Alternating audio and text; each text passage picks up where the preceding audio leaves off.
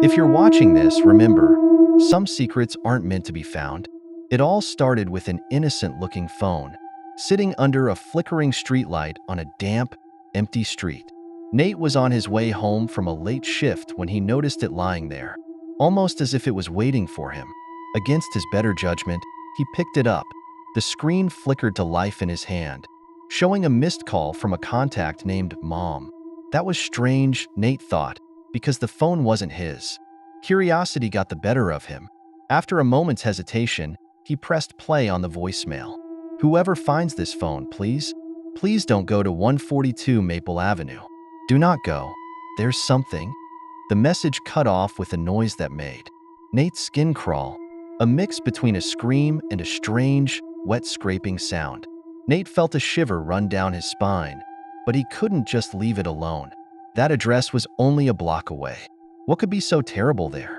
The night was silent as he walked towards Maple Avenue.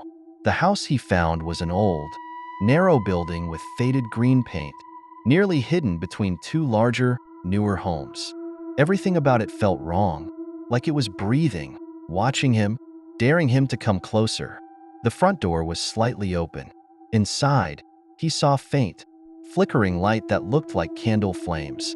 His instinct screamed at him to turn around, but he stepped inside. He wasn't even sure why. Maybe it was the mystery, the eerie warning, or the thrill that he couldn't shake off. The air was thick, stale, smelling faintly of rotten meat and something else he couldn't place, a sickly sweet odor that seemed to cling to his skin. With each step, the floorboards creaked, sounding too loud in the suffocating silence. At the end of the narrow hallway, he noticed a photo hanging on the wall. It was a picture of a family, a mother, a father, and two kids, all smiling. But something was off. Their eyes. They looked like they were painted on, unnatural and flat, almost like they were following him. Nate's heart pounded as he forced himself to look away. Suddenly, he heard a soft sobbing sound from deeper within the house. It was faint, almost childlike, and it seemed to echo from a door at the far end of the hallway. Without thinking, he approached it, his hands trembling as he gripped the handle and pushed it open. Inside was a dark, windowless room. On the floor, drawn in faded chalk, was a large circle with strange symbols around its edges. At the center of the circle sat a small figure, hunched over, shaking. It looked like a young girl, her back to him, her head buried in her knees. She was the one crying, whispering something over and over in a voice that sent shivers up his spine. He stepped closer, trying to make out her words. She was saying, asterisk, "He made me watch. I didn't want to watch, but he made me, asterisk." Nate felt a wave of nausea, but forced himself to kneel beside her, reaching out cautiously. "Are you okay?